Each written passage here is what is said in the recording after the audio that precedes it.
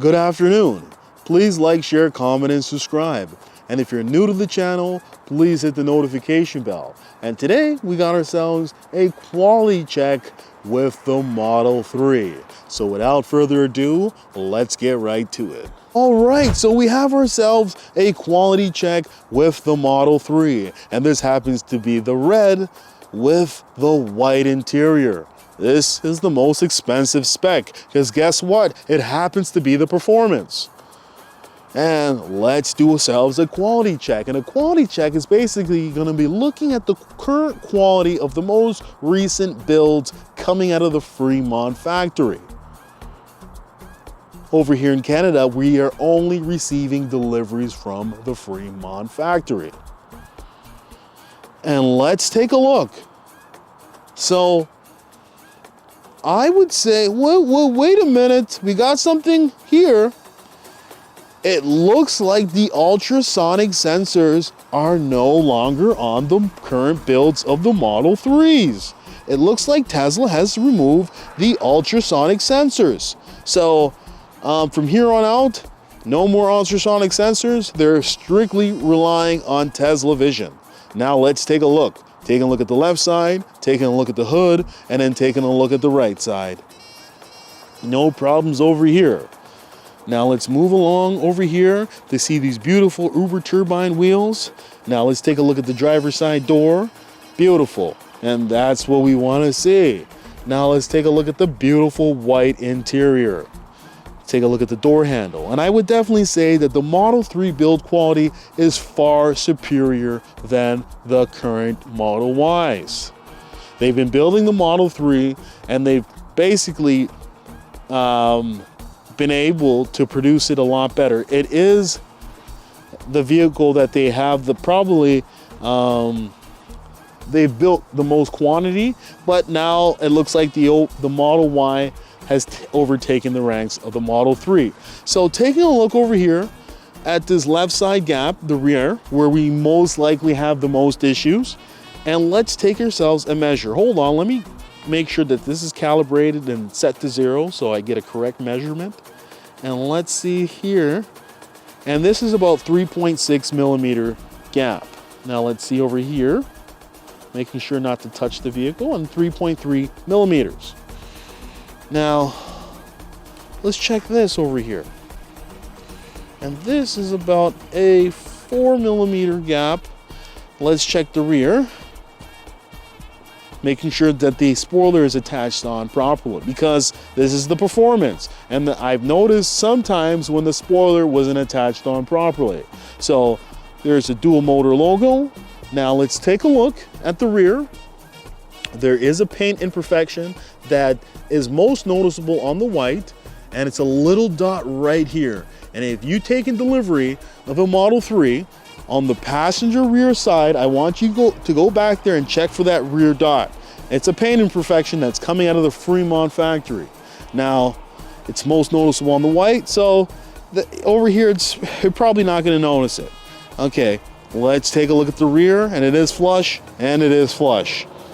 Doors flush, and it is flush. So I will be giving this Model 3 performance a pass. Now let's take a look at another Model 3. So all right, we have ourselves a Model 3, and this is probably the rear wheel drive with the upgraded wheels. They're no longer taking deliveries, or probably a lot of people that order the Model 3 dual motor long range, there's still some deliveries out there, but they're no longer taking deposits for the long range. I don't know why they're not, but let's continue on. And this is the black Model 3, probably is the rear wheel drive. And let's take a look from the left to the right at the hood. Beautiful. Checking the bumper onto the right side. Beautiful. Look at those beautiful upgraded wheels. Now let's take a look over here at the beautiful upgraded interior. And this is just a sticker, so beware. It comes off. This is brand new, right off of the truck. Most recent builds. Now let's check this Model 3. Let's make sure it's at 0, calibrated. And let's see the size of this gap. This is about 3.85. And let's see this, making sure not to touch the vehicle. And this is about a 4.5 millimeter gap over here, which isn't bad, but it's also not that good. I would really have concerns about anything above 5. That's when I would really get upset and ask them to take a look. Is the paint imperfection there? Yeah, it's still there, but it's probably not visible. All right, so this gap over here on the right side, let's take a look at and let's measure. And let's take a look over here. 3.26, not that bad. This door handle is popping out a little bit, but besides that, I definitely would say that this is a pass. Now let's take a look at our final Model 3 for the evening. All right, so this is our final Model 3, and guess what? It's the Performance, and it has the gray with the white interior. Now let's take a look at this Model 3. Taking a look at the left side, taking a look at the hood, taking a look at the bumper. From the left to the right, everything looks good. Remember, if you're taking delivery, walk around the vehicle at least 5 times, bring somebody with you during your delivery date, and make sure that the car is built to the best of their ability. All right, so this door, the gap is looking a little bit too big. So let's take a look and let's take a measure. Okay, so that measures about 4 millimeters. Isn't that bad, but also isn't that good. All right, so take a look at the interior. Let's check this over here. It's flush, and it is flush. Let's check this right here. Now let's check the size of this gap right here. And it is 4.4 millimeters. Now let's check the size of this gap over here. And this is the Performance, remember. It's the high spec. 4.7. So it is a high 4, but it is okay. Now let's take a look at the right side. Taking a look for the paint imperfection. Not even visible. All right, so this Model 3, I definitely would say is a pass, but it's passing through a slim line.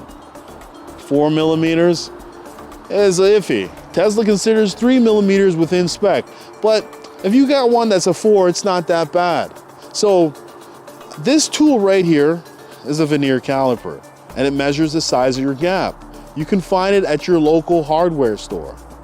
So if you're thinking about taking delivery of a Model 3 Y, S, or X, remember on that date, unfortunately, you're gonna have to do yourself a quality check. Tesla's not known to build the best vehicles. They may be the best EVs on the market, but as far as quality, they need some help. So remember to complain, complain, complain, so the next consumer can gain.